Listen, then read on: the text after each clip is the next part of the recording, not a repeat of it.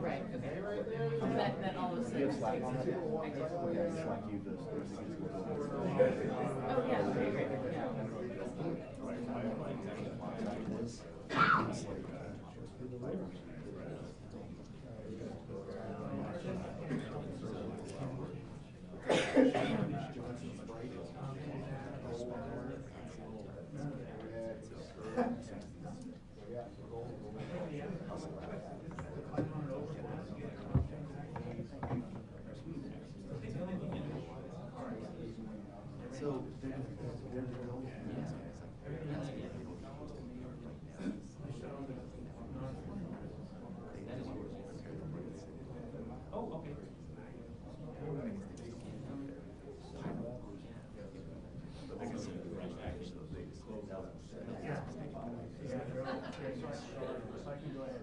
Yeah, 100%. Yeah, yeah. That's totally fine. It's just they're literally there's like those tastes and so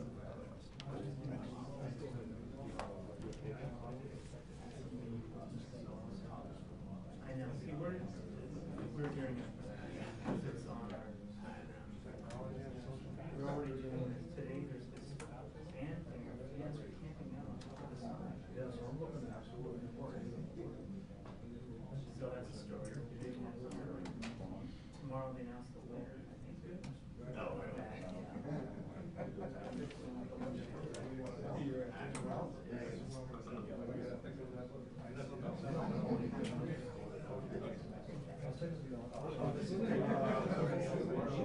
We'll start in about 5.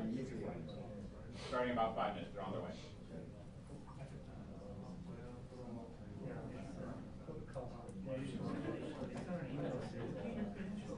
And then they just said, no, and I don't really want to start. yeah.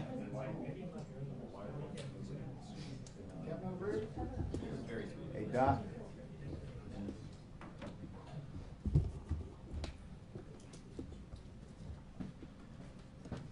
Good afternoon. Everyone ready to go? Yes? All right. Well, let me start off by saying I'm saddened to be here this afternoon to describe a tragic event that occurred early Christmas morning. My sincere condolences to the Vasquez family for their loss. Tragedies and a loss of life beg for a reason and can lead us to search for a narrative that defies the outcome. But I ask that we not imagine a picture of these events that excludes realities of those involved and what really happened. What happened was that two occupants in a stolen vehicle, suspected of being in a shooting and leaving the location where two people had just been shot, fled at high speed from police. They crashed and used that stolen vehicle as a deadly weapon and tried to escape. This was not the first time the driver had been behind the wheel of a stolen car or having fled from police. The incident started on December 25th at approximately 2:09 a.m. when San Jose police officers responded to a report of shots fired in the area of Story Road and Clements Avenue. The shooter was reportedly to be driving a white car leaving the area. The first arriving officer was flagged down by a citizen who pointed southbound on Clements Avenue at a white vehicle leaving the scene, indicating to the officer it was a suspect vehicle and had done the shooting, saying, "That way, they shot." The officer saw the white car traveling westbound on Owsley from Clements Avenue and broadcast the vehicle description and direction of travel to arriving officers. A second officer arrived northbound on Lucretia Avenue and saw a white Toyota Camry turn from westbound Owsley Avenue to northbound Lucretia Avenue. The second officer broadcast the license plate of Toyota and learned it was a reported stolen vehicle. There were two suspects inside the Toyota. The first officer then advised that there were shotgun shell casings at the scene, as well as two victims suffering from gunshot wounds. A supervisor advised over the radio that this shooting was possibly related to an earlier shooting in another part of the city in which similar shotgun shells were found at the scene. Officers followed the suspected shooting suspects in the stolen Camry and attempted to initiate a traffic stop. The Toyota fled at a high rate of speed, and a pursuit ensued on surface streets as well as on the freeway. The pursuit lasted approximately 7 minutes and terminated at Lee Avenue and Fruitdale Avenue, when the suspect driver lost control of the vehicle and collided with a chain link fence. The suspect driver refused to obey the officer's commands to surrender and began to maneuver the Toyota back and forth in an attempt to dislodge it from the fence. The suspected shooting suspect eventually positioned the Toyota so that it pointed directly at one of the officer's patrol cars. Several officers were in close proximity to the presumed still armed suspects. The suspect driver then rammed the patrol car with Toyota, using it as a deadly weapon and causing 4 officers to fire in an attempt to stop the driver. The suspect driver was mortally wounded by gunfire. The suspect passenger was struck one time and taken to a local hospital with a non-life-threatening gunshot wound. The suspect passenger was released from the hospital subsequently after and booked into Santa Clara County Jail for an active misdemeanor bench warrant. No officers were injured during the incident. Officers must respond and react only with the information they have at the time. The fleeing stolen vehicle did appear at the time to be the suspects in the triple shooting in multiple areas of the city, demonstrating a complete disregard for life and using the car to plow into an officer's vehicle while officers were standing in the immediate area from what they believed were armed attempted homicide suspects was the reason they fired.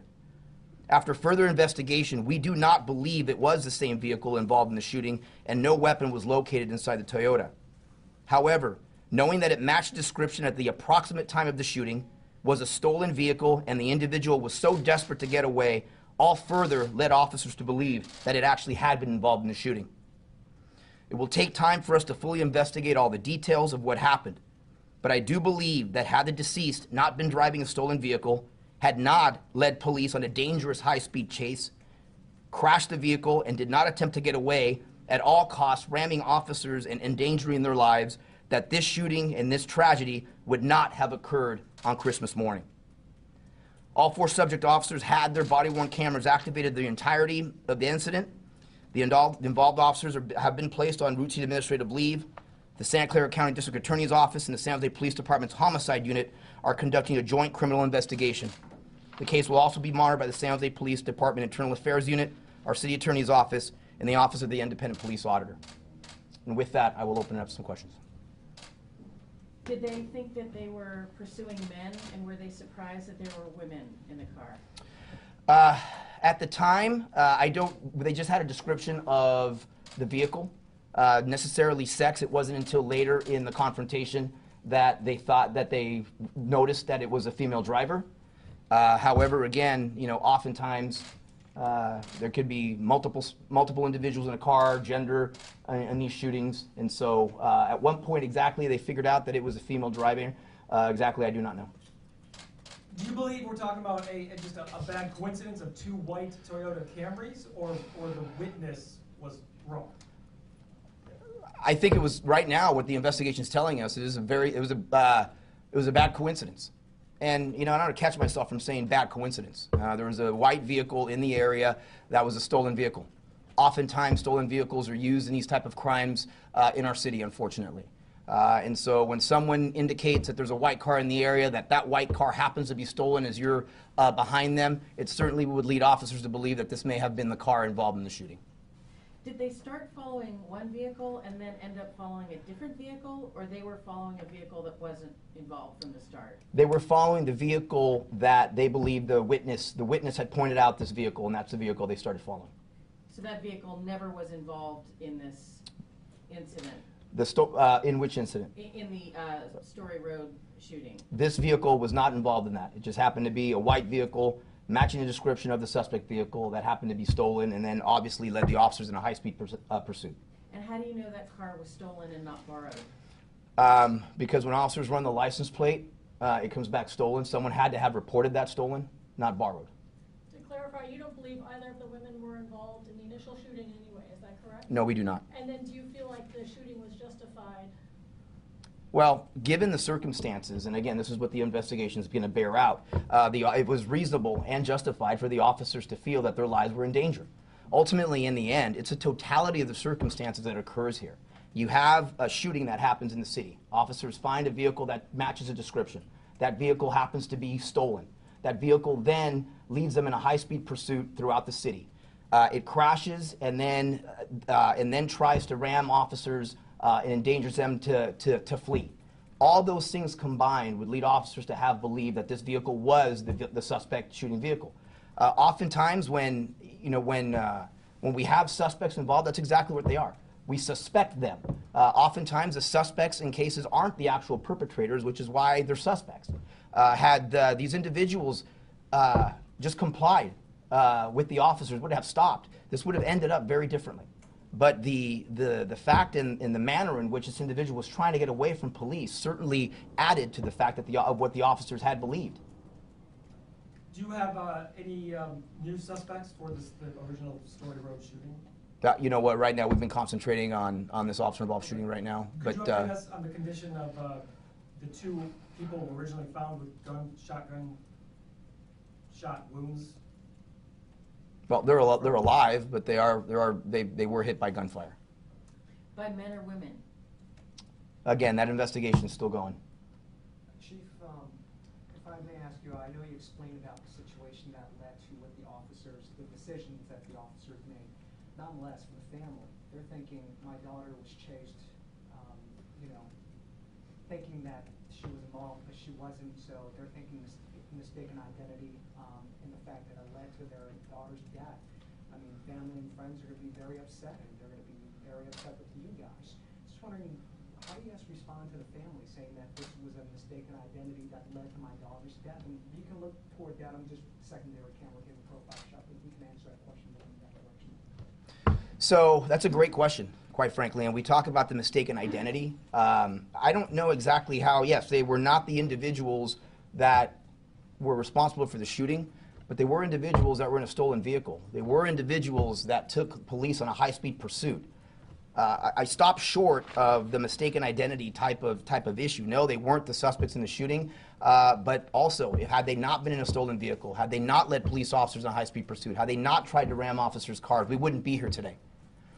With regards to the family, I'm meeting with the mother immediately after this briefing, because I want the mother to hear exactly what I just told you and to hear it from me. And please, I ask you, don't read anything into that. I could support and defend the actions of my officers while still having empathy and compassion for a mourning mother. And that's where we're at on that. What could the officers have done differently to prevent this? Okay. Well, let's back up again. The suspect could have not been in a stolen car. The driver could not have taken officers on a high-speed pursuit. The driver could not have then tried to ram officers and put officers' lives at risk. So when it talks about the officers' tactics, we'll certainly look into that. We're certainly going to look every time we have a shooting to do exactly that. What could we have done differently? But please, let's not, I just don't want us to walk away from the fact that there weren't actions here that are culpable for what occurred on Christmas Day. But we were absolutely look into that. We wouldn't be the police department we are if we're not going to look back at our tactics to see what could we have done differently.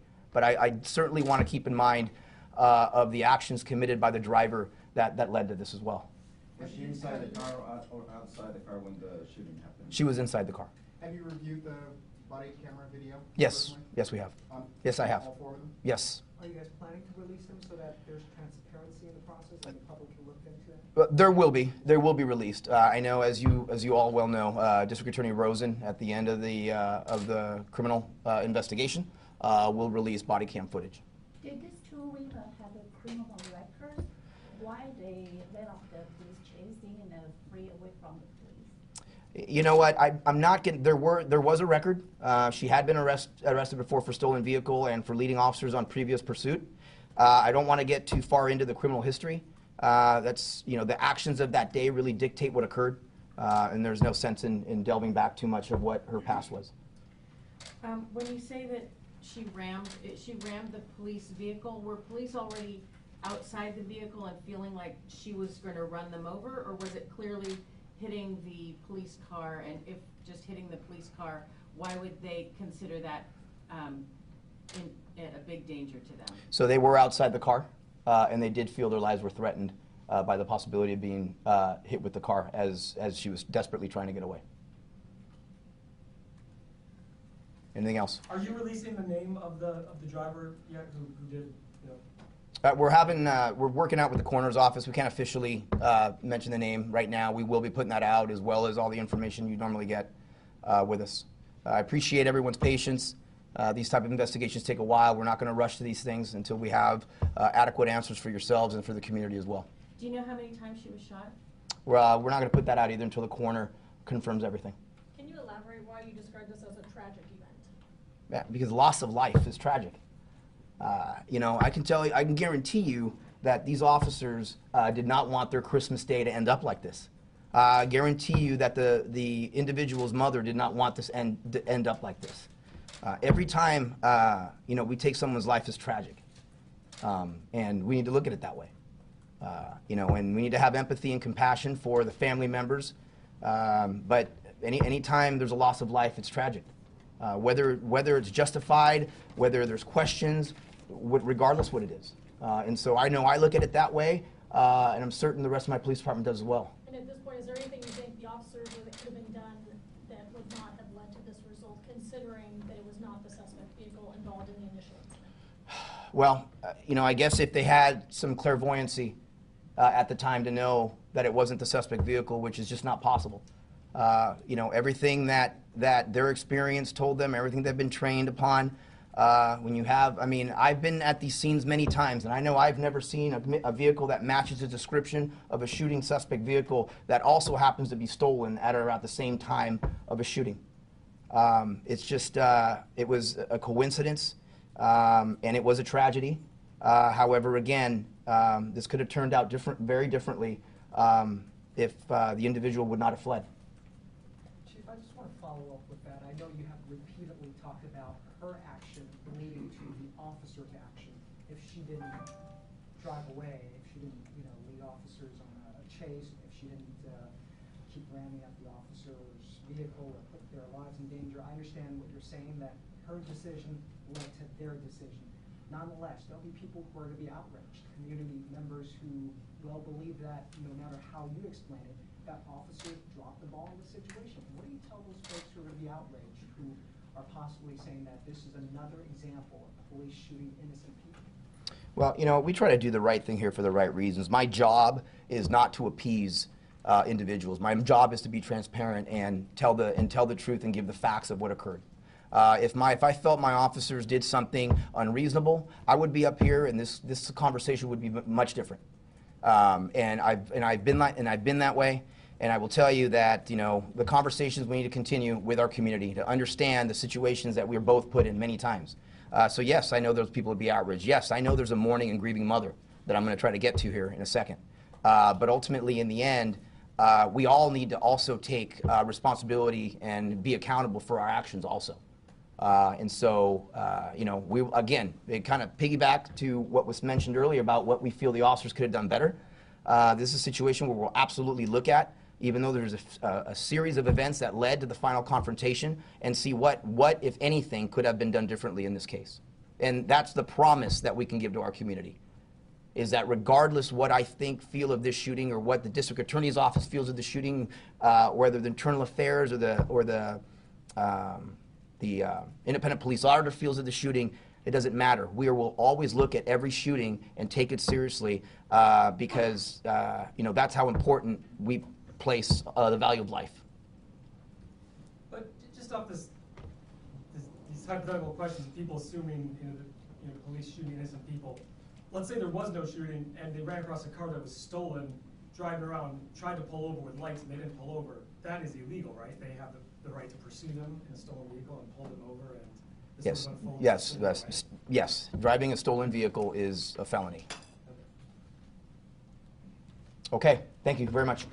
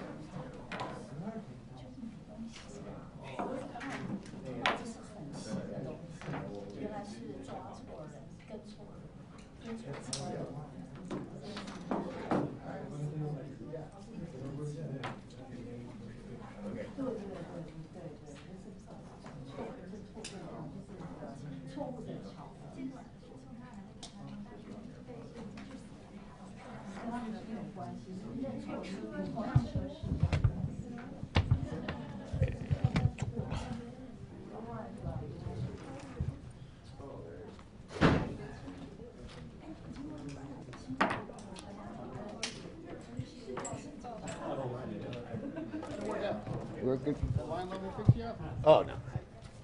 I just. Yeah, we switched the mic. I know, I didn't know, but I was good.